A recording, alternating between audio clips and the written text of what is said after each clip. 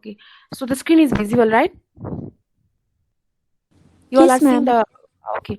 So when we say the person is suffering from pneumonia, then we say okay, the causative agent is streptococci pneumonia. So we say like that, okay. But where we don't know that the disease, what is the disease agent for that condition, okay. Like for example, we say the coronary heart disease, so we don't know the causative agent for that. We say the mental illness, we say the cancer, okay. So we don't know the causative agent for that. So for such kind of disease, okay, where the agent is not identified, so in that case we use the terminology risk factor, okay, for the cause of that particular condition. For example, for the coronary heart disease, there can be the many causative agent, okay. There is not a particular single agent responsible for that. So we can say because of the sedentary lifestyle, okay, because of the dietary pattern, because of the habits, okay. So these all can be the risk factor for coronary heart disease. We cannot say the causative agent is the that particular condition, okay. Like for cancer also, we know like cancer was defined by multifactorial causation, if you all remember, right? So I had mentioned that in the multifactorial causation there are many factors which can cause the cancer. So since there are many factors, so you can take the multiple approach, okay. Like you can, there are many factors which cause the cancer, not only tobacco, okay. So quitting tobacco is one of the approach that you can take to avoid the cancer. Quitting alcohol is one of the approach you can take to cancer. But apart from that, you can take many other approaches also which are not related, right? Like you can take the nutritious diet which are rich in antioxidant. So that's all about the multifactorial causation. So whatever factors were there which were responsible for the disease, okay, so those are called the risk factor. So we have two definitions here, okay. So these definitions are already given in the book also. So you can write, whenever you are asked define risk factor, then you are free to write any of these two definition, okay. Whichever you feel is easy, you can write that definition. So a risk factor is an attribute or exposure significantly associated with the development of the disease. For example, when you are exposed to that condition, then you are going to develop that disease, means that is a risk factor. Or a determinant that can be modified by intervention, thereby reducing the possibility of occurrence of disease or other specific outcome, means you can intervene that risk factor, okay. So that's why you can reduce the possibility of the occurrence of the disease. For example, if tobacco is the risk factor for cancer, then you can quit tobacco. That is the quitting tobacco is the intervention, okay. So whatever the definition has been modified in a different way, but the meaning is the same, okay. So you are free to choose any one. So when you will be asked to write short note on the risk factor, so first of all, you'll begin with the definition, okay. You'll write one of the two definitions, and then you'll write further, like the presence of a risk factor does not imply that the disease will occur, and in its absence, disease will not occur, okay. Risk factor छ भन्ने बित्तिकै मान्छेलाई रोग लागिहाल्ने र risk factor छैन भन्ने बित्तिकै मान्छेलाई रोग नलाग्ने भन्ने चाहिँ हुँदैन, okay. So that means they are observable or identifiable prior to the event they predict, means risk factor ले गर्दा नै रोग लाग्ने भएकोले गर्दा, so they are identified prior to the event भन्नु खोजेको, रोग लाग्नु भन्दा अगाडि नै तिनीहरु चाहिँ observe हुन्छ हैन. जस्तै a person is having cancer, so what was the risk factor? So it was seen that the person used to smoke, the person used to use tobacco product, so that was identified prior to the cancer. The combination of the risk factor may be purely additive or synergistic. Example, smoking and occupational exposure were found to have synergistic effect as a risk factor for bladder cancer.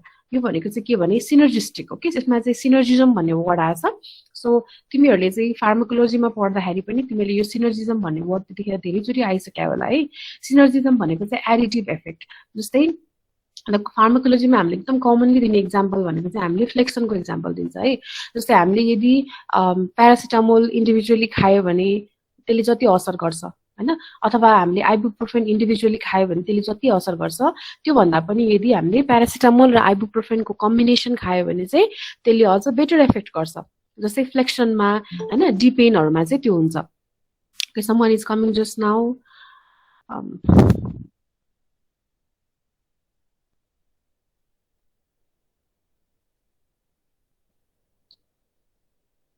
You all have heard this word, right?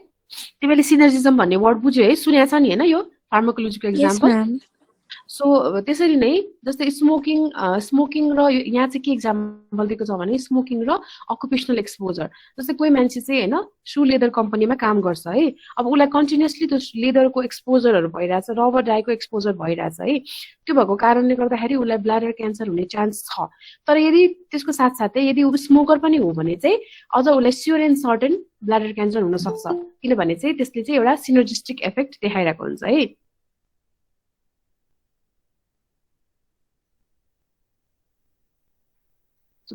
So risk factor भनेको चाहिँ कस्तो हुन्छ भने so it can be purely additive. अर्को एकदम common example भनेको चाहिँ smoking र एल्कोहल है। यदि कोही मान्छे स्मोकर मात्रै हो भने उसलाई जुन क्यान्सर लाग्ने चान्स हुन्छ त्योभन्दा पनि यदि ऊ स्मोकर र एल्कोहोलिक दुइटै छ भने होइन, स्मोक पनि गर्ने एल्कोहल पनि खाने दुइटै छ भने चाहिँ उसलाई अझ बढी इफेक्ट हुन्छ। मैले एपिडेमोलोजी अफ ओरल क्यान्सर पढ्दा पनि त्यहाँ मैले त्यो कुरा भनेको थिएँ होइन। त्यो भनेको चाहिँ के हो भने एल्कोहलले चाहिँ अझ एडिटिभ इफेक्ट, यसले चाहिँ सिनर्जिस्टिक इफेक्ट देखायो है। त्यसपछि it may be truly positive. For example smoking for lung cancer, किनकि लङ क्यान्सर भन्ने बित्तिकै हामीले स्मोकिङ बुझ्छौँ, त्यही भएर यसलाई ट्रुली पोजिटिभ भन्न पनि मिल्छ है। अर्को it merely contributory to the undesired outcome भनेको चाहिँ ल्याक अफ ओरल हाइजिन है। ल्याक अफ ओरल हाइजिन त ट्रुली पोजिटिभ भन्न मिल्दैन नि त, किनभने डेन्टल केरिज गराउने भनेको त माइक्रो अर्गानिजमले हो, त्यो भनेको स्ट्रेप्टोकोकस म्युटेन्सले हो होइन, त्यहाँनिर एसिड प्रोडक्सन भएर। त्यही भएर ल्याक अफ ओरल हाइजिन हुने बित्तिकै डेन्टल केरिज हुन्छ भन्ने जरुरी छैन, तर ल्याक अफ ओरल हाइजिन भएको कारणले डेन्टल केरिज चाहिँ हुनसक्छ होइन भनेर एउटा इट इज अ कन्ट्रिब्युटरी फ्याक्टर भन्न चाहिँ मिल्छ। जसको पनि ओरल हाइजिन राम्रो छैन उसको 100% डेन्टल केरिज हुन्छ भन्ने त हुँदैन नि त। त्यही भएर चाहिँ यसलाई चाहिँ contributory to the undesired outcome, contributory factor भन्न मिल्छ ल्याक अफ ओरल हाइजिनलाई है। त्यसपछि some can be modified and some cannot be modified हो, यो पनि इम्पोर्टेन्ट छ। यो चाहिँ स्पेसली एमसिक्यूमा तिमीहरूलाई चाहिँ अलिकति घुमाएर सोध्न सक्छ यो क्वेसन है। मैले यो अब यो सायद अब आजपछि अझै एउटा च्याप्टर हुन्छ हाम्रो यो कन्सेप्ट अफ हेल्थ एन्ड डिजिजको होइन, त्यो च्याप्टर सकेपछि बल्ल यो एकदम लामो च्याप्टर छ, बल्ल यो हाम्रो च्याप्टर सकिन्छ। त्यसपछि म तिमीहरूलाई लगभग अर्को क्लासमा चाहिँ म एमसिक्यू प्र्याक्टिस पनि गराउँछु है, अलिअलि बुकहरू अलिअलि तिमीले च्याप्टरहरू पनि पढ्ने। त्यसपछि सम क्यान बी मोडिफाइड भन्नु खोजेको चाहिँ कुनै कुनै रिस्क फ्याक्टर चाहिँ हाम्रो कन्ट्रोलमा हुन्छ, वी क्यान मोडिफाई द्याट होइन, भने कुनै कुनै risk factor cannot be modified. जस्तै smoking, hypertension, elevated serum cholesterol, यो कुरा चाहिँ हामीले मोडिफाई गर्न सक्छ है। कोही मान्छे स्मोकिङ गर्छ, so smoking is a risk factor for cancer, हामीलाई थाहा छ त्यो कुरा।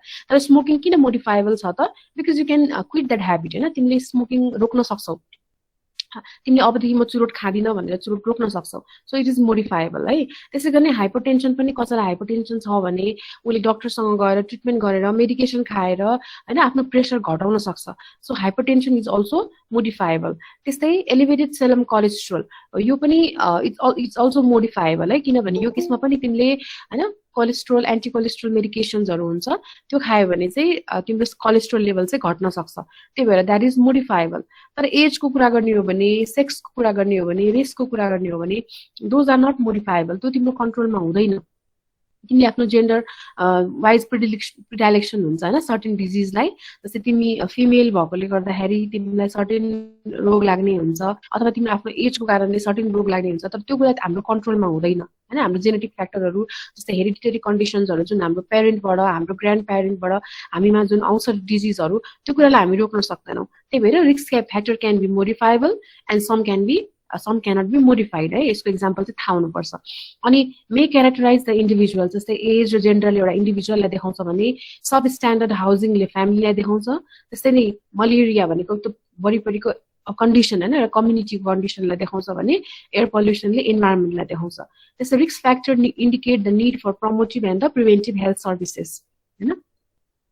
अब अर्को छ रिस्क अप्रोच। रिस्क अप्रोच भनेको चाहिँ के हो भने हामीले चाहिँ यो चाहिँ वर्ल्ड हेल्थ अर्गनाइजेसनले दिएको अप्रोच हो। It is developed and promoted by world health organization to identify precisely the risk group or target group. जस्तै रिस्क ग्रुप भनेको पर्टिकुलरली को हुनसक्छ भन्दाखेरि चाहिँ होइन क्रोनिकली इल पेसेन्टहरू हुनसक्छ, ह्यान्डिक्याप पर्सन हुनसक्छ, एल्डरली, चिल्ड्रेन, प्रेग्नेन्ट मदर, यिनीहरू चाहिँ एउटा रिस्क क्याटेगोरीमा हुन्छ। जस्तै अहिलेको कन्डिसनमा होइन कोभिड भ्याक्सिनकै कुरा गर्दाखेरि पनि उनीहरूले एकदमै प्राथमिकता दिने भन्ने खोजेको उनीहरूले हाई रिस्क ग्रुप भनेको चाहिँ एकदमै इम्युन स्ट्याटस कम भएको मान्छेहरू होइन हो, तिनीहरूले चाहिँ स्पेसली लगाउनै पर्छ कोभिड भ्याक्सिन भनेर एकदम उनीहरूले चाहिँ एउटा प्रायोरिटी हाई रिस्कमा राखेर प्रायोरिटी लिस्टमा राखिरहेको छ होइन। ल vaccination is very important for them भनेर।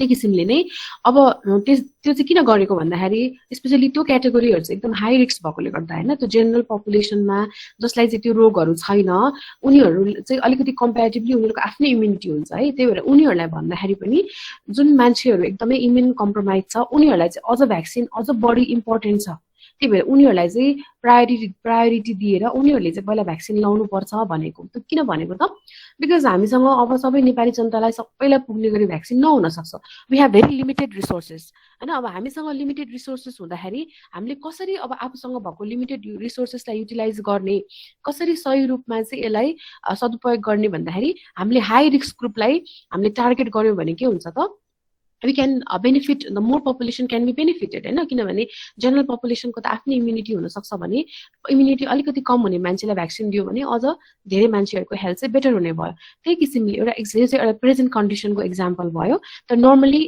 नर्मल थ्योरी त्यही नै हो है रिस्क अप्रोच भनेको चाहिँ जुन एकदमै हाई रिस्क पपुलेसन हुन्छ त्यो हाई रिस्क पपुलेसनलाई चाहिँ टार्गेट गरेर हामीले चाहिँ फेसिलिटी दिने because we have a very limited resources हैन हामीले चाहिँ एकदम सबै मान्छेहरुलाई चाहिँ जब हामीले फेसिलिटी दिन सक्दैनौं भने त्यो बेलामा हामीले गर्ने भनेको चाहिँ रिस्क अप्रोच त्यो भन्न खोजेको के हो भने there is something written here something for all but more for those in need हैन नीडको हिसाबले चाहिँ हामीले डिस्ट्रिब्युट गर्ने है त्यो भनेको चाहिँ रिस्क अप्रोच अब अर्को छ स्पेक्ट्रम अफ डिजिज है स्पेक्ट्रम भनेको चाहिँ यसको लागि चाहिँ यो हेर यो भनेको चाहिँ लाइटको स्पेक्ट्रम है त्यो हामीले फिजिक्समा पनि पहिला पढाएको छौं इभन हामीले अब पानी परिसकेपछि घाम लागेको बेलामा हैन हामी आकाशमा हेर्दाखेरि पनि we see a rainbow so normally त्यो के रेनबो प्रोड्युस भएको हो त भन्दाखेरि त्यो एउटा लाइट हैन जुन नर्मल हामीले जुन लाइट देख्छौं त्यो लाइट चाहिँ स्प्लिट भएर यसरी 7 वटा कलर्समा हामीले यसरी देख्छौं हैन त्यो भने यो 7 वटा कलर्स भनेको चाहिँ this are the spectrum of light you all know that है र स्पेक्ट्रम अफ लाइटमा पनि हामीले नर्मली अब कलरहरु हामीलाई थाहा छ हाम्रो जनरल नलेजको कुरा हो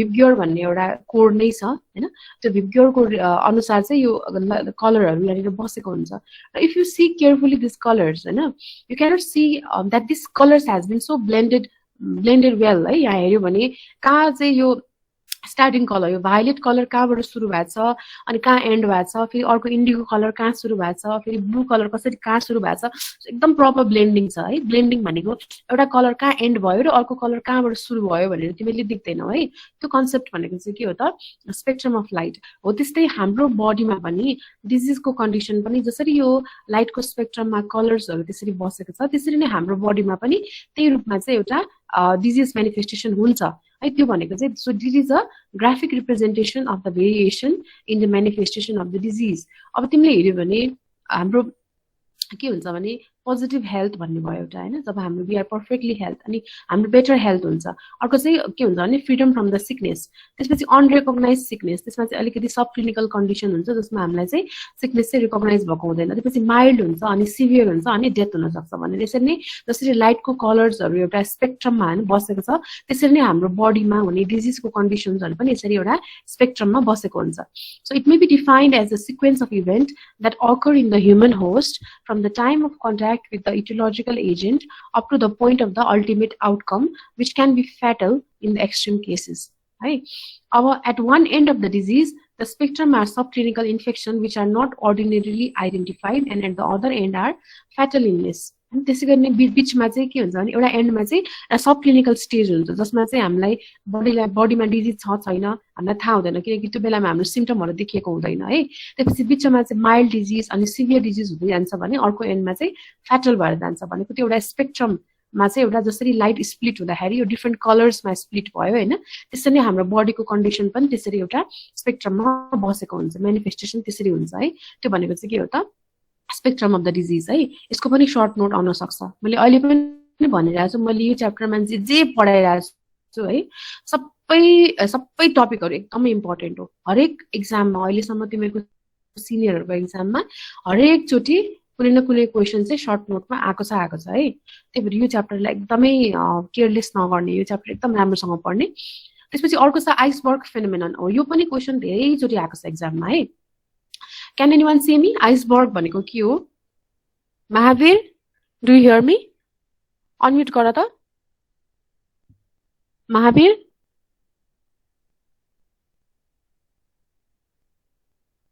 You're not there? Ranjan, are you there?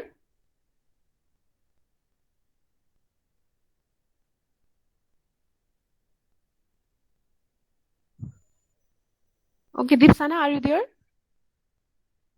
Can you unmute yourself? Yes, ma'am. Iceberg, do you know what is iceberg?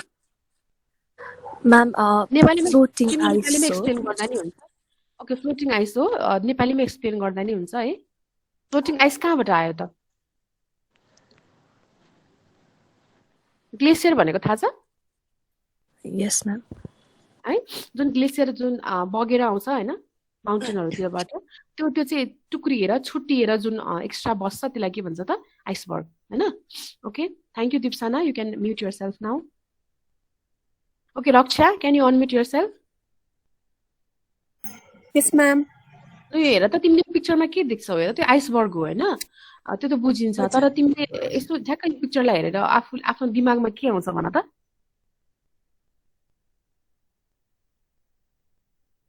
कति भाग चाहिँ माथि छ, कति भाग चाहिँ तल छ, के लाग्छ तिमीलाई? धेरै भाग About 1/3.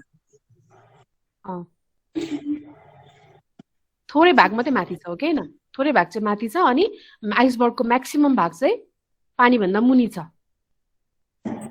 हो कि होइन? Yes, ma'am. त्यसरी नै हाम्रो डिजिज कन्डिसनलाई पनि यसरी नै रिप्रेजेन्ट गर्छ है. जति पनि okay, you can mute yourself now. So हाम्रो आइसबर्ग फेनोमेननलाई चाहिँ हाम्रो आइसबर्ग अफ डिजिज भनेर एउटा कन्डिसन छ होइन.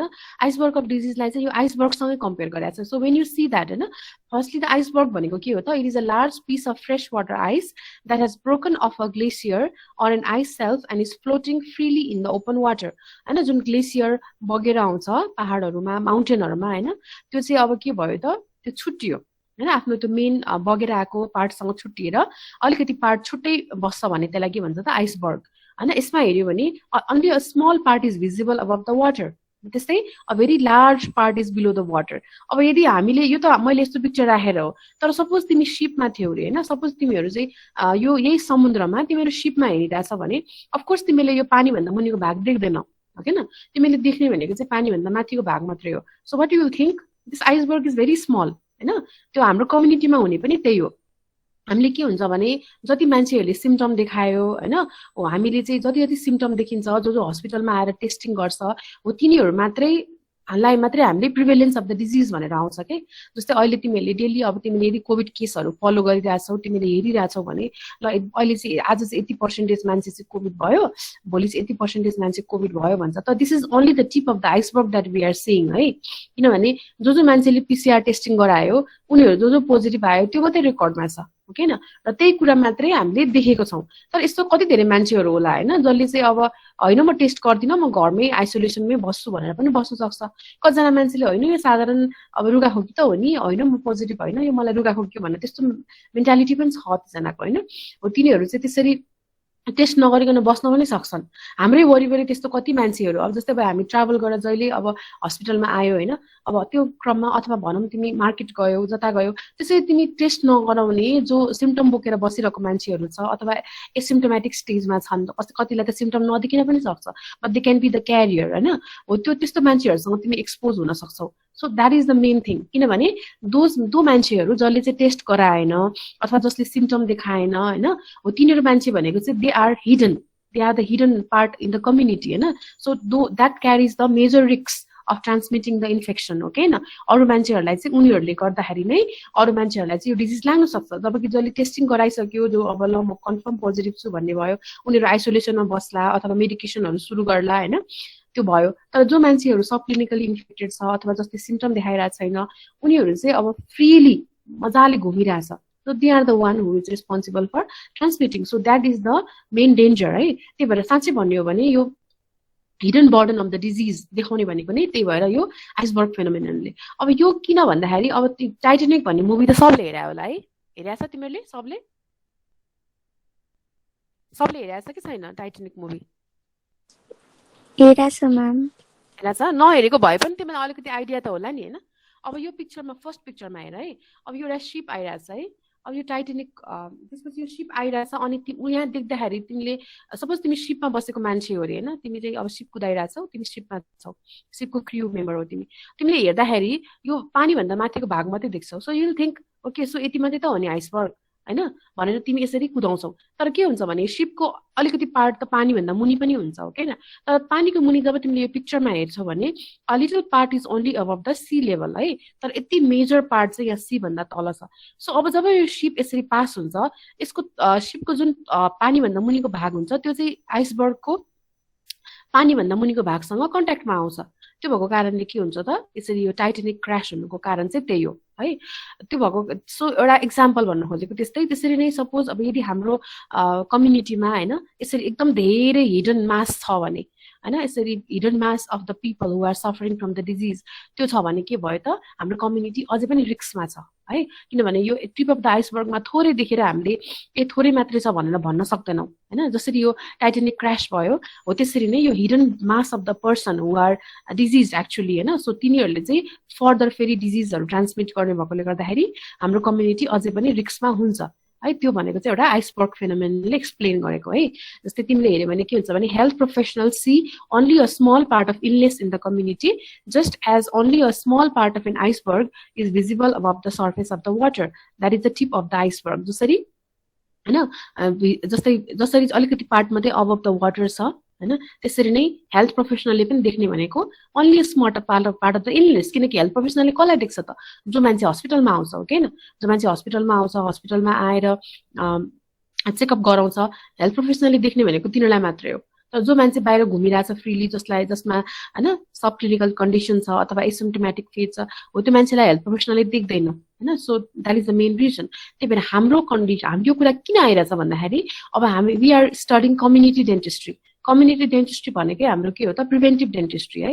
र हाम्रो एकदम इम्पोर्टेन्ट क्वेसन तिमीलाई सोध्ने नै भनेको त्यो अलिक पछि आउँछ हैन what is the difference between the private practice and public health practice भनेर पनि आउँछ है जस्तै कम्युनिटी डेन्टिस्ट र प्राइभेट प्र्याक्टिसनरमा फरक के हुन्छ जस्तै प्राइभेट प्र्याक्टिसनर जुन हेल्थ प्रोफेसनल्सहरु छ यिनीहरूले चाहिँ पेशेन्टहरुलाई चाहिँ इन्डिभिजुअल देख्छ हैन इन्डिभिजुअल पेशेन्टलाई हेर्छ भने हामी कम्युनिटी डेन्टिस्ट्रीमा हामीले हेर्ने भनेको चाहिँ एन्टायर कम्युनिटीलाई एन्टायर पपुलेसनलाई हैन किनभने we go to the community हैन हामी क्याम्प गर्न गयौं त्यो बेलामा हामीले यति धेरै मान्छेहरुलाई हेर्यौं तर तिमी यदि हस्पिटलमा तिमी अरु डिपार्टमेन्टमा बस्ने हो भने चाहिँ जुन पेशेन्ट हस्पिटलमा आउँछ तिमीले त्यसलाई मात्रै हेर्छौ हैन त्यही भएर they see only a small part of illness those who have visited the hospital तर हामी आफू कम्युनिटीमा जाँदाखेरि हामीले सिक मान्छेलाई पनि भेट्छौं अनसिक मान्छेलाई पनि भेट्छौं सिक नभएको मान्छेलाई पनि भेट्छौं जस्तै एक्जाम्पल दिने हो भने अब ओरल मेडिसिनमा सपोज डेन्टल केरिज भएको मान्छेहरु मात्रै आउँछ हो हैन किनकि अब दाँतमा किरा लागेर प्रब्लम भएको अथवा पेरिडन्टल कन्डिसन भएको प्रब्लम नभइकन अब रेगुलर चेकअप गर्न आउने मान्छे त कमै हुन्छ तर यदि तिमी कम्युनिटीमा गयौ तिमी कुनै स्कुलमा गयौ अथवा कम्युनिटीमा गयौ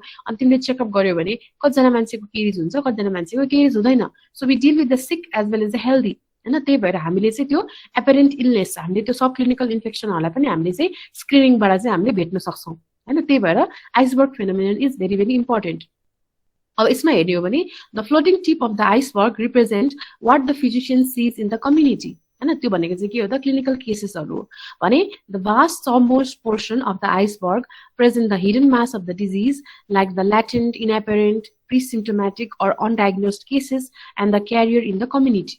जुन वाटर लाइन छ बिचको त्यो भनेको चाहिँ demarcation between the apparent and the inapparent cases है अब तिमीलाई नर्मली आइसबर्ग फेनोमेननको सर्ट नोट आयो भने सबभन्दा पहिला तिमीले आइसबर्ग भनेको के हो भनेर लेख्ने अनि त्यसपछि यो लाइन लेख्नुपर्छ है त्यसपछि तिमीले चाहिँ अनि यो फ्लोटिङ टिपले के अनि पिक्चर बनाउने एउटा आइसबर्गको अनि फ्लोटिङ टिपले के भन्छ सबमोस्ट पार्टले के भन्छ वाटर लाइनले के भन्छ हैन यो सब कुराहरु तिमीले लेख्नुपर्छ The hidden part of an iceberg hence constitute an important undiagnosed reservoir of the infection in the community and its detection and control is a challenge to the modern technique in preventive medicine. And inapparent cases are important for the role in the transmission of the disease. It's very important. When symptoms and signs are not evident in the early stage of the disease as in high blood pressure or diabetes, the undiagnosed cases may just be as severe as the diagnosed ones. Just say blood pressure or diabetes ma chai surumai sign and symptom haru नआउन सक्छ अनि तर कसरी थाहा पाउने त pressure छ कि छैन भन्दाखेरि हामीले के गर्ने त बेला बेला ब्लड प्रेसरहरु चेक गराउने बेला बेला हामीले ब्लड ग्लुकोज लेभलहरु चेक गराउने हो त्यसरी नै थाहा हुन्छ अब नर्मली सिम्पटम्सहरु त्यति अगाडि नआउन सक्छ अब तिमीले चाहिँ एकदमै एउटा एक्जाम्पल पनि दिनुपर्छ जहिले पनि कम्युनिटीमा चाहिँ whenever you are writing the short note है तिमीले बुकबाट एक्जाम्पल लेखे नि भयो आफै कन्साइन्सली अथवा अरू डिफरेन्ट टेक्स्ट बुकहरू रेफर गरेर हो त्यसरी पनि एउटा एक्जाम्पल दियो भने राम्रो जस्तै तिमीलाई आइसबर्ग फेनोमेननको बारेमा लेख भनेर भनेको छ भने तिमीले एउटा यो पिक्चर बनाइदियो भने चाहिँ एकदम बेस्ट हुन्छ है यो भनेको चाहिँ डेन्टल केरिजको आइसबर्ग फेनोमेनन है त्यसमा चाहिँ यो चाहिँ दिने मान्छेको नाम चाहिँ पिट्स एन्ड लङ बटम इन 1995 है the person who give this concept है उसको नाम चाहिँ पिट्स एन्ड लङ बटम यो नबिर्सिनु है एमसीक्यूमा सोध्न सकिन्छ र यसमा चाहिँ तिमीले यहाँ हेर्यो भने फेरि तिमीले देख्छौ कि only a little part is present above the sea water हैन वाटर लेभल किनभने चाहिँ कस्तो छ भने दोज पर्सन जसको चाहिँ डेन्टिन लेभलमा केरिज पुग्छ तिनीहरूलाई सेन्सिटिभिटी सुरु हुन्छ अथवा जसको पल्प लेभलमा केरिज पुगिसकेका हुन्छ उनीहरूलाई पेन सुरु हुन्छ उनीहरू मात्रै हस्पिटल आउँछ हैन जसको अलिकति इनामेलमा क्याभिटी छ भने इनामेल इज नट सेन्सिटिभ हैन इनामेलमा पल्पल इनोभेसन हाम्रो नर्भ इनोभेसन छैन त्यही भएर इनामेलमा केरिज हुँदा हतपति मान्छेले थाहै पाउँदैन हैन दे डोन्ट ह्याभ एनी किनकि उनीहरूले आफै ऐनामा दाँतहरू चेकअप गर्ने आफै सेल्फ इभ्यालुएसन त हुँदैन त्यही भएर जबसम्म आफूलाई सिम्पटम देखिँदैन तबसम्म they don't know that they have carriage हैन त्यही भएर डेन्टिन लेभलको केरिज र पल्प लेभलको केरिज हो त्यो मात्रै के हो त that only represent the tip of the iceberg because they are symptomatic based on the symptom भने इनामेल केरिज छ भने अथवा हैन अथवा के हुन्छ भने इनामेलमा केरिज हुन्छ तर सर्फेस इन्ट्याक्ट हुन्छ त्यसलाई मैले के भनेको थिएँ इन्सिपिएन्ट लिजन हैन हो त्यो इन्सिपिएन्ट लिजन चाहिँ कस्तो हुन्छ भने चकी व्हाइट कलर हुन्छ तर त्यसमा क्याभिटी डेभलप भइसकेको हुँदैन हो त्यो कन्डिसनमा त झन् पेशेन्टलाई थाहा नै हुँदैन त्यसपछि the lesion detectable only with the diagnostic aid अनि अर्को चाहिँ सब क्लिनिकल लिजन हो यो कन्डिसन्समा चाहिँ patient will not know that they are having the caries तर फ्युचरमा गएर प्रोग्रेस त हुँदै जाने हो हैन इन्सिपिएन्ट केरिज पनि तिमीले फ्लोराइड एप्लिकेसनहरू गरेन भने किनकि मैले फ्लोराइड एप्लिकेसनको बेलामा मैले mode of mechanism of action नै पढाएको थिएँ हैन त्यसले चाहिँ के गर्छ त it helps in the remineralisation of the incipient lesion अब तिमीले त्यतिखेर तिमीलाई थाहा हुँदैन त्यही भएर फ्लोराइड एप्लिकेसनहरू गरेन भने पछि त्यही इन्सिपिएन्ट लिजन चाहिँ पछि गएर क्याभिटी बन्छ अनि क्याभिटी पनि इनामेल लेभल हुन्छ त्यसपछि बिस्तारै डेन्टिनसम्म जान्छ अनि बिस्तारै पल्पसम्म जान्छ त्यही भएर यिनीहरू चाहिँ यो सबै कन्डिसनहरू चाहिँ के हो त यो चाहिँ below the sea level so these are the undiagnosed one र पछि गएर यसले चाहिँ it can increase the burden of the dental caries in the community हैन त्यसपछि हुन त यो डेन्टल केरिज एउटा मान्छेबाट अर्को मान्छेमा सर्ने त होइन it's not a communicable disease तर ऊ आफैमा त्यो डिजिज प्रोग्रेस भएर जाने भएकोले प्रिभेलेन्स चाहिँ बढ्दै जान्छ है so it's a burden it increases the burden in the community है त्यसै गर्ने कति कन्डिसन्सहरू केरिज चाहिँ कस्तो हुन्छ भने तिम्रो क्याभिटी नभए पनि हैन तिम्रो एकदम रिसेन्ट एड्सहरू छ ट्रान्स इल्युमिनेसन हैन फाइबर अप्टिक ट्रान्स इल्युमिनेसन भन्ने हुन्छ त्यसै इम्युनोफ्लोरेसेन्सहरू हुन्छ हो त्यो मोडर्न टेक्निकहरू हुन्छ क्या त्यो मोडर्न टेक्निकले मात्रै डिटेक्ट गर्न सक्ने हुन्छ हो तिनीहरू पनि के भयो त पेशेन्टलाई थाहा हुँदैन त्यही भएर those are also below the sea level है त्यसै गरी त्यही भएर you have this is very good example तिमीले हेर्न सक्यौ भने बुकमा पनि दिएको छ यो है एक्जाम्पल चाहिँ लेख्नु है यसमा अब तिमीले भन्न सक्छौ D3 level D1 D2 level भनेको चाहिँ के हो भनेर भन्न सक्छौ त्यसैले ओरल क्यान्सरको पनि एउटा एक्जाम्पल राख्न सकिन्छ इट्स नट इम्पोर्टेन्ट कि तिमीले दुईटा एक्जाम्पल लेख डेन्टल केरिजको एक्जाम्पल बुकमै दिएको छ so it will be easy for you है यो चाहिँ मैले जस्ट तिमीको अन्डरस्ट्यान्डिङलाई हो यदि ओरल क्यान्सरको हामीले आइसबर्ग फेनोमेननको कुरा गर्ने हो भने है someone is joining just now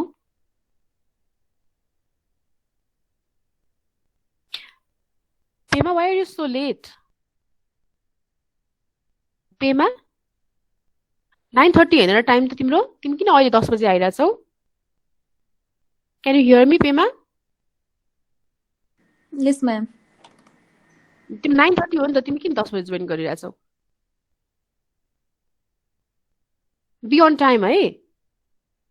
ल अब यहाँ हेर ओरल क्यान्सरमा हेर्ने हो भने तिम्रो यदि सिम्पटम्सहरू देखिसकेको कन्डिसन जस्तै woody tongue chewing problem difficulty in swallowing हैन यो सब भनेको चाहिँ डायग्नोस्ड केसेसहरू भयो त्यसै गरी नै अनि तिम्रो हैन प्रिम्यालिग्नेन्ट कन्डिसनहरू छ भने चाहिँ that is below the sea level हैन पेशेन्टले वास्ता गर्दैन तर तिमीले स्क्रिनिङ गरेर थाहा पायौ र एस्पिरेसन र बायोप्सीहरू गर्यो भने चाहिँ थाहा हुन्छ कि त्यो प्रिम्यालिग्नेन्ट कन्डिसन हो so those are below the त्यो टिप अफ द आइसबर्ग भनेको चाहिँ खालि यो डायग्नोस्ड केसेस मात्रै हो कि जसमा सिम्पटम देखिसकेको छ है जस्तै बर्निङ सेन्सेसन हुन्छ चिविङ प्रब्लम हुन्छ हैन तिनीहरू difficulty in swallowing difficulty in eating हो तिनीहरू भनेको चाहिँ अब the tip of the iceberg हो भने अरू प्रिम्यालिग्नेन्ट कन्डिसन अथवा lymph node enlargement weight loss यिनीहरू भनेको चाहिँ बिलो द सी लेभल है अब तिमीलाई यो गाह्रो लाग्छ भने यो याद नगरे नि भयो डेन्टल केरिज मात्रै पढ्दा हुन्छ र अर्को कुरा छ changing concept in public health मैले अस्ति पनि भनिरहेको थिएँ तिमीहरूलाई हैन changing concept in health changing concept in public health र अर्को चाहिँ चेन्जिङ कन्सेप्ट इन डिजिज है त्यो चाहिँ तीनटा कुरा चाहिँ एकदमै कन्फ्युजिङ छ चेन्जिङ कन्सेप्ट इन हेल्थ अब तिमीलाई म त्यो सर्ट नोट लेख्न तिमीलाई होमवर्कै दिन्छु है तिमीलाई म असाइनमेन्ट दिन्छु आज म फ्यु क्वेसन्सहरु म तिमीलाई पठाउँछु है भाइबरमा तिमीहरूले जुन कम्युनिटीको नोट कपी बनाइरहेको छ हैन सबले हो त्यो कम्युनिटी कपीमा लेख्ने र मलाई चाहिँ तिमीलाई म 1 वीक टाइम दिन्छु द्याट्स एनफ फर यु है किनभने एउटा क्वेशन तिमीले एउटा क्वेशन एक दिन लेख्यो भने 7 वटा भन्दा बढी क्वेशन म दिन्न तिमीलाई डेडलाइन चाहिँ तिमीहरुको नेक्स्ट फ्राइडे सम्म छ अर्को नेक्स्ट फ्राइडे सम्म तिमीले मलाई जसरी पनि पठाउनु पर्छ कसैले फ्राइडे भन्दा अगाडि लेख्यो भने पनि ठीक छ तिमीले मलाई फ्राइडे भन्दा अगाडि नै मेसेज गर हैन इन्डिभिजुअल भाइबर गर है मलाई त्यसपछि तिमीले यदि फ्राइडे सम्म सक्यो भने पनि ठीक छ तर यो तिमीहरुको लागि नै हो है र सर्ट नोट बसिरहन्छ किनभने यो च्याप्टर एकदमै इम्पोर्टेन्ट छ यो च्याप्टरबाट 100% क्वेशन आउँछ त्यही भएर तिमीले अहिले सर्ट नोट बनायो भने राम्रो all of you have book है सबैसँग बुक छ छैन भने मलाई भन्न सबसँग बुक छ कि छैन एनीवन सबसँग बुक छ म्याम पीडीएफ भए पनि छ सबैसँग हुन्छ पीडीएफ भए पनि भयो त पीडीएफ भयो भने पनि भयो तिमी पीडीएफ बाट हेर्नु हैन अनि म अलिकति पार्क एन्ड पार्कको पनि स्क्रिनशटहरु पठाइदिन्छु म बेलुकासम्म स्क्रिनशट पठाइदिन्छु अनि त्यसपछि तिमीले चाहिँ त्यहीबाट हेरेर पार्क एन्ड पार्क र सोभन पिटर दुईटाबाट मिलाएर नोट बनायो भने अनि कुनै कुनै म मेरोबाट पनि पठाइदिन्छु हैन त्यति भयो भने तिमीलाई एनफ हुन्छ अनि राम्रो नोट बनाउने एउटा क्वेशन एक दिन मात्रै लेख्ने त्यो भयो भने तिमीलाई धेरै प्रेसर पनि हुँदैन हैन किनकि दिनमा दुईटा त क्लास छ नि अनि प्रेसर हुँदैन प्रेसर नभएपछि तिमीले आनन्दले नोट पनि बन्छ पछि एक्जामको लागि है अब changing concept in public health भनेर सोध्यो भने यो फेरि एमसीक्यू को लागि पनि एकदमै इम्पोर्टेन्ट तिमीलाई डिजिज कन्ट्रोल फेज चाहिँ कुन इयरमा हो भनेर प्राय सोधिरा हुन्छ तिमीले अब एमसीक्यू बुक पल्टाएर हेर्यो भने हेर हैन क्वेशनहरु त्यहाँनेर तिमीलाई यो चारवटा अप्सन दिन्छ त्यो भने तिमीले त्यही भएको कारणले यो इयर पनि तिमीले सम्झिनु पर्छ इट्स भेरी इम्पोर्टेन्ट अब डिजिज कन्ट्रोल फेज चाहिँ 1880 to 1920 छ हेल्थ प्रमोसन फेज 1920 to 1960 अनि सोशल इन्जिनियरिङ फेज चाहिँ 1960 to 1980 अनि हेल्थ फर अल फेज चाहिँ 1981 to 2000 है यो चाहिँ तिमीहरुको changing concept in public health अब यसमा तिमीहरुको के छ भने डिजिज कन्ट्रोल फेज अब तिमीहरुको नामले नै भनिरहेछ डिजिज कन्ट्रोल फेज हैन त्यो भन्न खोजेको चाहिँ पहिला नै त्यो धेरै अगाडि सबभन्दा पहिलो फेज हो त्यो बेलामा चाहिँ मान्छेले चाहिँ people control the physical environment हैन उनीहरुले waste disposal proper waste disposal गर्यो अनि आफ्नो इन्भाइरोमेन्टल हाइजिनहरु प्रपर मेन्टेन गर्यो अनि हाइजिन मेन्टेन गर्ने कुरामा चाहिँ अब वाटर सोर्सेस देखि लिएर एयरको कुरादेखि लिएर सबै कुरालाई चाहिँ उनीहरुले टार्गेट गर्यो त्यति गरिसकेपछि चाहिँ के भयो भने चाहिँ धेरै मात्रामा डिजिज कन्ट्रोल भयो किनभने वेस्ट डिस्पोजल प्रपर भयो भने सिवेज डिस्पोजल प्रपर भयो वाटर सप्लाई छेउ स्यानिटेसन हाइजिन सबै मेन्टेन भयो भने धेरैवटा कम्युनिकेबल डिजिजहरु रोकिन्छ हो हैन so it's not only targeted for a single disease एउटा सिंगल डिजिजलाई मात्रै टार्गेट गरे हैन तिमीले यदि केही गरी स्यानिटेसन हाइजिन मेन्टेन गर्यो भने तिमीलाई डायरिया पनि कन्ट्रोल हुन्छ कोलेरा पनि कन्ट्रोल हुन्छ हैन अब स्यानिटेसन हुने बित्तिकै फेरि तिम्रो मलेरिया पनि कन्ट्रोल हुन्छ डेंगु पनि कन्ट्रोल हुन्छ त्यही भएर एउटा सिंगल डिजिजलाई चाहिँ टार्गेट नगरे पनि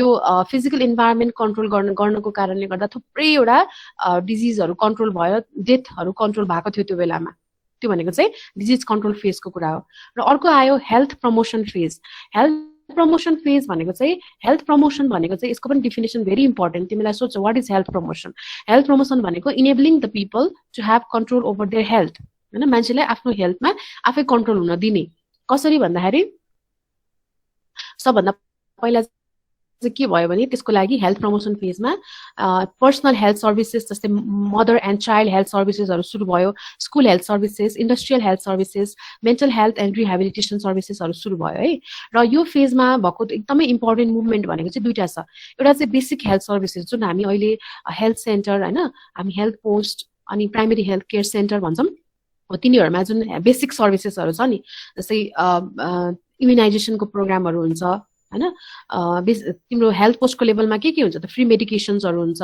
इभन फ्री चेकअपहरु हुन्छ अनि सर्टेन डिजिजहरुको लागि फ्री मेडिसिन्सहरु पनि दिन्छ त्यहाँनिर इभन फ्यामिली प्लानिङको कुराहरु भयो सबै फ्री अफ कस्ट हुन्छ त्यहाँनिर हैन त्यसैगरी म्याटर्नल एन्ड चाइल्ड हेल्थ भन्ने पनि हुन्छ हो त्यसमा मदर र चाइल्डलाई लिएर पनि थुप्रै प्रोग्रामहरु फ्री अफ कस्ट हुन्छ हो अथवा एकदमै कम रेटमा हुन्छ हैन त्यो चाहिँ सुरु भएको कहिले हो त हेल्थ प्रमोसन फेजमा है स्पेशली रुरल र एकदम स्पेशली टार्गेटेड भनेकै रुरल एरिया हो। त्यसपछि initiation of the community development programme. Community development programme चाहिँ एउटा त्यो पर्टिकुलर कम्युनिटीमा भएको मान्छेहरूलाई नै इन्भल्भ गरेर एउटा कम्युनिटी डेभलपमेन्ट प्रोग्राम पनि सुरु गर्यो, किनभने त्यो ठाउँको चाहिँ डेभलपमेन्ट गर्नको लागि। तर यो चाहिँ लामो रनसम्म चलेन है।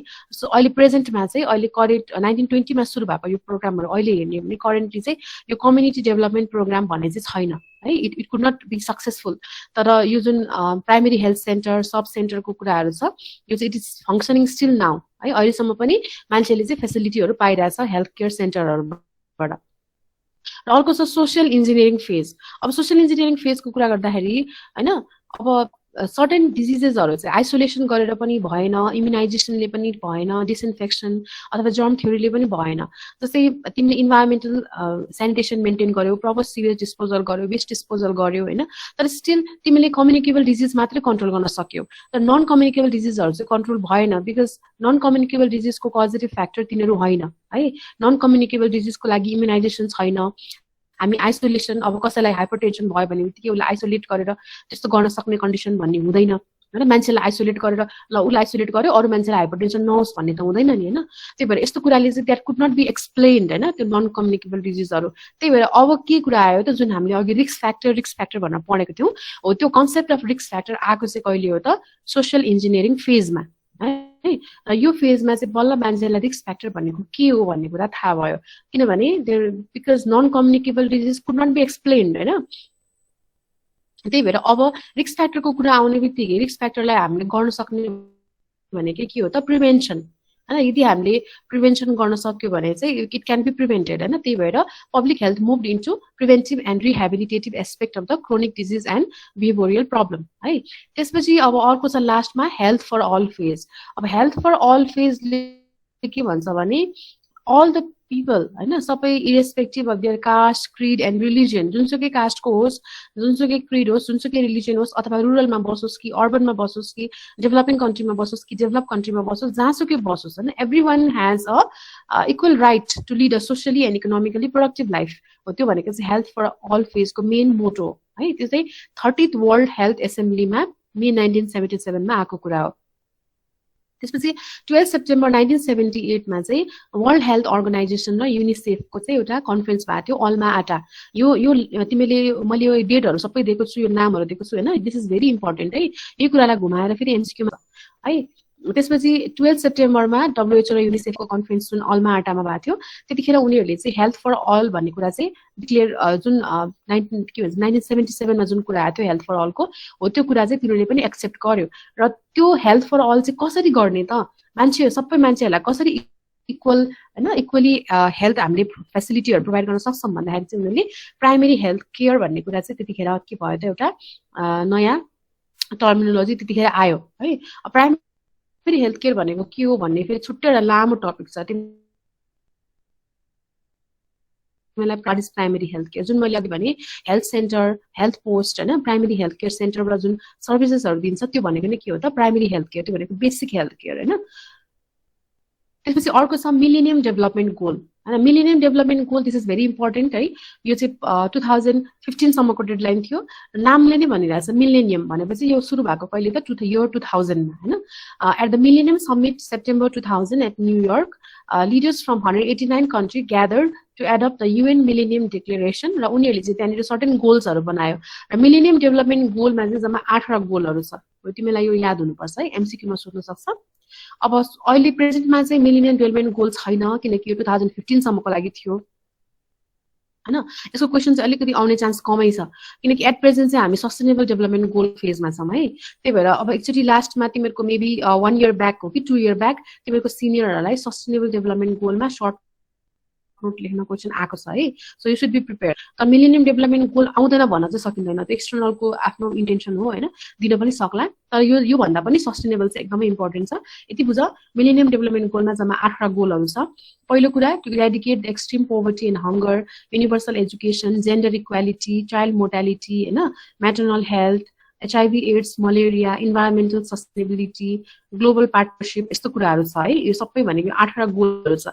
अब गोल भनेको के हो भनेर तिमीहरू लस्ट हुन्छ होला है। यो भनेको चाहिँ के हो भने यति गोलहरू अचिभ गरिसकेपछि होइन, all the people will have the health हैन हेल्थको थुप्रै डाइमेन्सन छ नि त किनकि हामीसँग फिजिकल मात्रै होइन हामीसँग फिजिकल मेन्टल सोसियल कल्चरल थुप्रै एस्पेक्टहरू छ हैन सबै एस्पेक्टले चाहिँ सबै मान्छेहरूलाई सबै कन्ट्रीको मान्छेहरूलाई irrespective of the caste creed religion भने नि this all have the right to health हैन त्यो कुरा अब कसरी अचिभ गर्ने भन्दाखेरि अब फर इक्जाम्पल सेकेन्ड पोइन्ट हेरौँ है अचिभ युनिभर्सल प्राइमेरी एजुकेसन अब यो गोललाई अब गभर्मेन्टले कसरी गभर्मेन्टले अथवा नन गभर्मेन्टल अर्गनाइजेसन्सहरू हुन्छ हैन उनीहरूले चाहिँ कसरी अचिभ गर्छ जस्तै you all might be knowing हैन हाम्रो गभर्मेन्ट स्कुल्सहरूमा चाहिँ primary level of education free of cost छ त्यो चाहिँ किन गरेको त मान्छेहरूले एटलिस्ट प्राइमेरी एजुकेसन त पाओस् किनभने कतिजना मान्छेहरूले के हुन्छ भने अब फ्री अफ कस्ट भइसकेपछि त दे विल बी मोटिभेटेड हैन जुन पेरेन्टहरूले चाहिँ अफोर्ड गर्न सक्दैन बच्चाहरूलाई पढाउन अफोर्ड गर्न सक्दैन जब उनीहरूलाई primary education free of cost हुन्छ त अफकोर्स उनीहरूले बच्चालाई पढाउँछ त्यति मात्रै नभएर प्राइमेरी लेभल अफ एजुकेसन बच्चालाई फ्री मात्रै नगरेर के गरिदिएको छ भने उनीहरूलाई चाहिँ इभन उनीहरूलाई चाहिँ इन्करेज गर्नको लागि हैन बच्चाहरूले इभन भत्ता पनि पाउँछ है बच्चाहरूलाई सर्टेन अमाउन्ट अफ मनी पनि दिन्छ गभर्मेन्टले किनकि उनीहरू चाहिँ स्कुलमा आएर पढ्यो भनेर त्यसपछि उनीहरूलाई लुगादेखि लिएर किताबहरूदेखि लिएर सबै कुरा फ्री अफ कस्ट हुन्छ हैन so this is how the goal achieve universal primary education is meet हैन त्यसरी नै सबैजनाले आफ्नो पोलिसी लेभलमा यसरी चेन्जेसहरू आउँछ त्यसरी प्रोग्राम्सहरू बन्छ है अब त्यसरी नै अब तिमीले promote gender equality and empower women अब यो गोल कसरी हुन्छ होला भन्छौ भने यसमा पनि थुप्रै किसिमको प्रोग्रामहरू नेपालमा बनेको छ है जस्तै कस्तो हुन सक्छ भने हैन वुमेन इम्पावरमेन्टको कुरा आउँछ जेन्डर इक्वालिटीको कुरा आउँछ भने तिमीले अब कति ठाउँमा हैन कति जबहरुमा कति इभन एजुकेसन सेक्टरमा पनि हेर्ने हो भने फिमेल कोटाहरु राख्दिएको छ त्यो फिमेल कोटा राख्दिनुको कारण के हो भने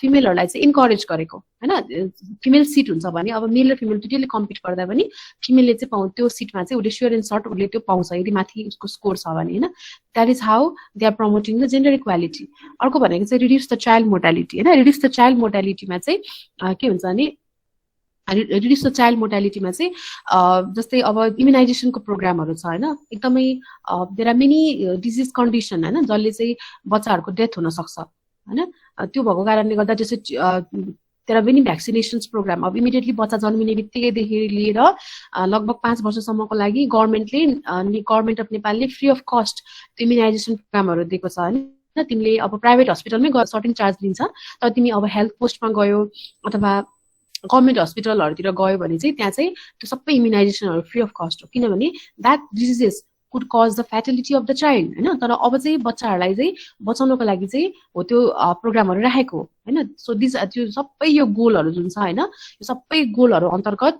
गभर्नमेन्टले आफ्नो पोलिसी लेभलमा थुप्रै प्रोग्रामहरु बनाएको हुन्छ है यो भनेको चाहिँ मिलेनियम डेभलपमेन्ट गोल यति बुझ मिलेनियम डेभलपमेन्ट गोल सुरु भएको इयर 2000 मा हो एन्ड इट एन्डेड इन 2015 यो 2015 मा सक्यो है तर 2015 सम्ममा सबै गोलहरु अचिभ चाहिँ भएन है गोल भनेको चाहिँ कस्तो हो भने गोल चाहिँ कम्प्लिटली अचिभेबल हुनुपर्छ भन्ने छैन है यसमा पनि दुईटा कुरा छ गोल र अब्जेक्टिभ गोल भनेको चाहिँ एकदम भेग टर्म हुन्छ हैन र अब्जेक्टिभ भनेको चाहिँ त्यसको भित्रमा अलिकति स्पेसिफिक बनाएर गरेको हुन्छ है र यो गोल सबै मिट नभएको कारणले अब के गर्ने त गोल मिट नभएपछि 2015 मा त मिलेनियम डेभलपमेन्ट गोल सक्यो हैन भनेपछि they had to plan for something new त्यही भएर त्यसपछि के आयो त सस्टेनेबल डेभलपमेन्ट गोल अब सस्टेनेबल डेभलपमेन्ट गोलमा हेर्ने हो भने चाहिँ यसमा चाहिँ हामीसँग जम्मा 17 वटा गोल छ र 169 वटा टार्गेट छ है अघिकै कुराहरु नै छ यसमा तर तिमीहरूले चाहिँ सबै याद गर्नुपर्छ अनि एउटा कुरा एकदमै इम्पोर्टेन्ट चाहिँ के भने जस्तै गोल नम्बर तिमीले कन्ठ गर्दाखेरि हैन यो त रट्नै पर्छ है उपाय नै छैन तिमीले अब निमोनिकहरु बनाऊ हैन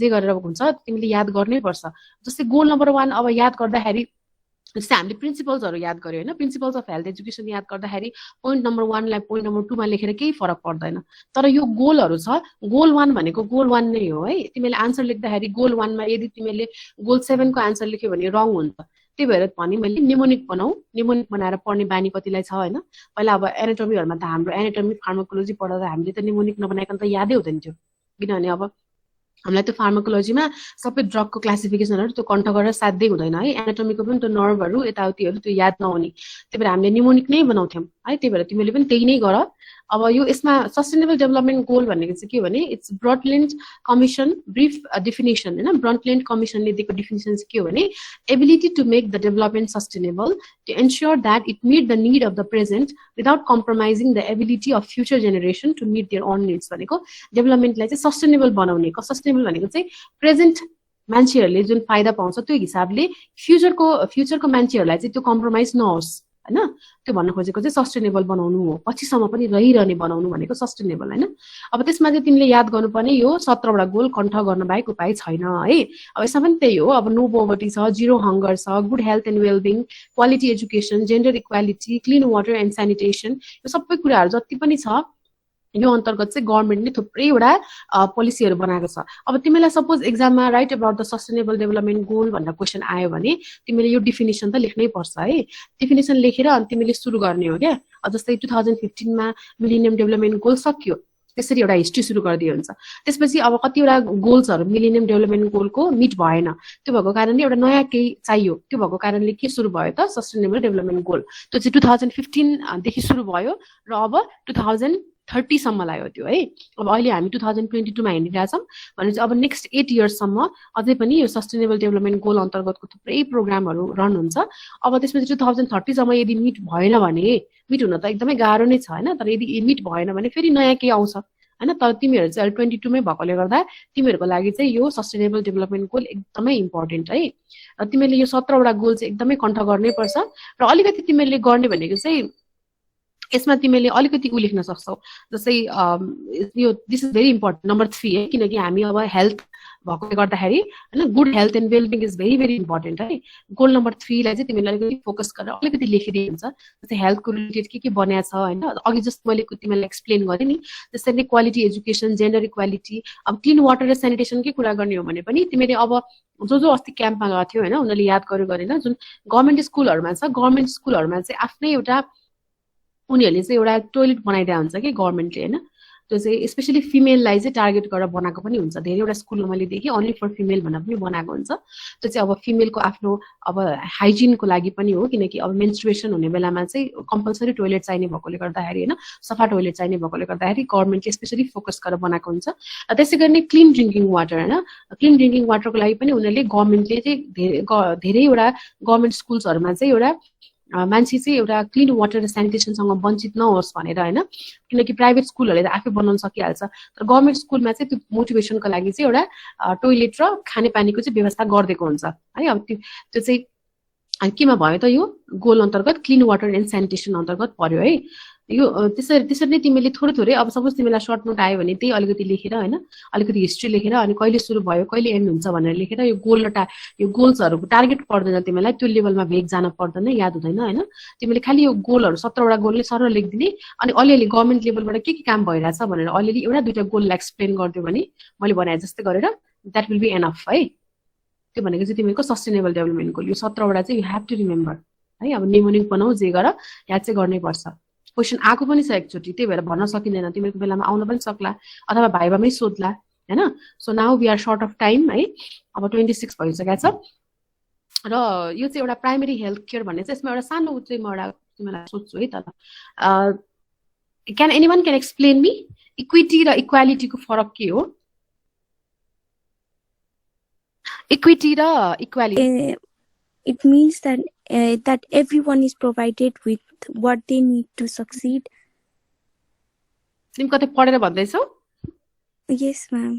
Equity भएन नि त, आउँदैन भने तिमीलाई होमवर्क भयो है त, सबजनालाई होमवर्क भयो ल, किनकि हामी अर्को क्लासमा चाहिँ हैन अब हामीले यो मैले प्राइमेरी हेल्थ केयर पढाउँछु, अब अर्को क्लासमा सकेसम्म सकिन्छ होला यो च्याप्टर।